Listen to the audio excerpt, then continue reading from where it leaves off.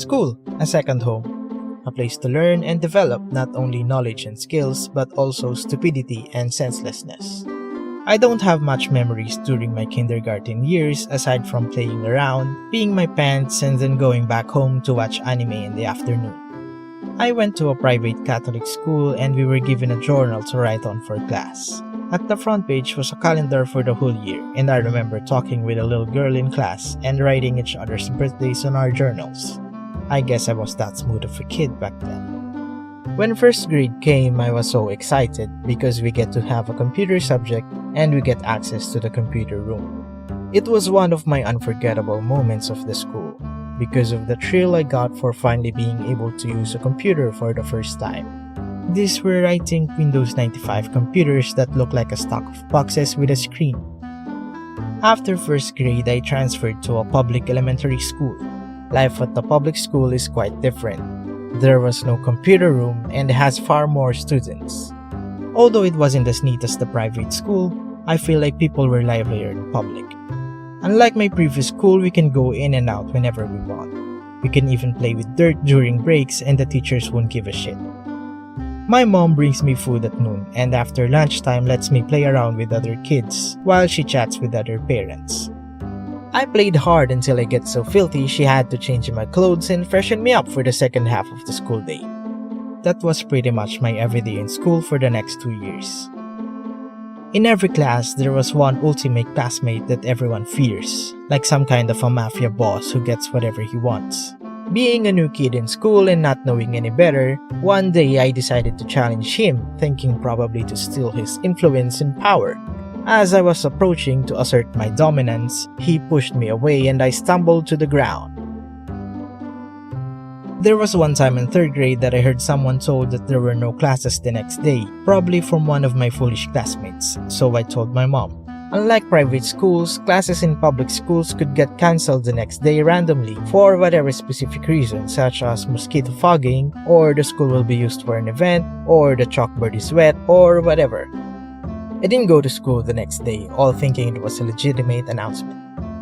My mom was informed that it wasn't true and I was absent from school, and I got a pretty good scolding. It wasn't even my fault. Then one day, the teacher announced a legitimate cancellation of classes. But my mom didn't trust me anymore, she insisted I still go to school. I went to school, and yeah, since classes were cancelled, it was a ghost town. No one's around, not even our janitors. I didn't panic though, because I know the way home. Problem is, I didn't know how to commute, and jeepneys are my only way home. Jeepneys have different routes, and I didn't know which one to take. I tried to hail random jeepneys, but they weren't stopping for me. I don't know why. I'm just a small unsupervised child in the middle of the street. What did I do wrong? But still, I didn't lose hope. I still know the roads going my way home. I could just walk. So I started to walk. Until I came the giant intersection. 4 lanes of busy traffic without pedestrian crossing, stoplights, elevated crosswalks, or even traffic enforcers. And here I am, a small 3rd grader without a guardian. I was so driven to get home, I decided to panic sprint with my 2 short legs and a big-ass backpack across, and thankfully I survived. I continued to walk straight the barren road, sweating so much in the heat of the 9 AM sun, until after more than a kilometer of walking, people from a store along the way saw me, asked me why I was walking alone in a school uniform and where I was going. I told them I was going home and couldn't get a jeepney, so I decided to walk. They helped me cross the road and hailed a jeepney for me to ride. They even offered me money if in case I don't have any to pay the driver. But I refused since I still have enough money. So I took the jeepney and thanked them for their kindness. That marked the day when I learned to commute on my own. Starting 4th grade, I began taking jeepneys going to school on my own. 4th grade was when I discovered I could make comics. My first comics was based on a Japanese anime called Doraemon. I would fold 3 or 4 pieces of pad paper in 2 and make small cuts along the creases and fold them again, alternatively making a cheap book binding. My classmates would buy them from me for 4 pesos each. Well, I couldn't remember who or what started the selling, but to my surprise, the business was booming. I got extra money for buying texts. It was a typical Filipino kid toy from the 90s, similar to Pogs but more of like a collectible card and smaller. It sometimes had comic book drawings or anime characters. My mom won't let me buy them for my money, so I guess I could from my earnings from my classmates' money.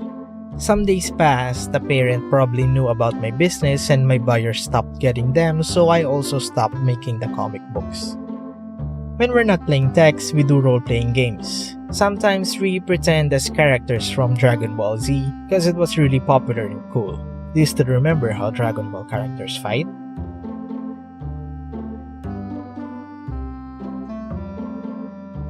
Yeah, we did that. Stupid little kids throwing random punches that never really hit, fighting another kid who's just dodging punches by moving his head around.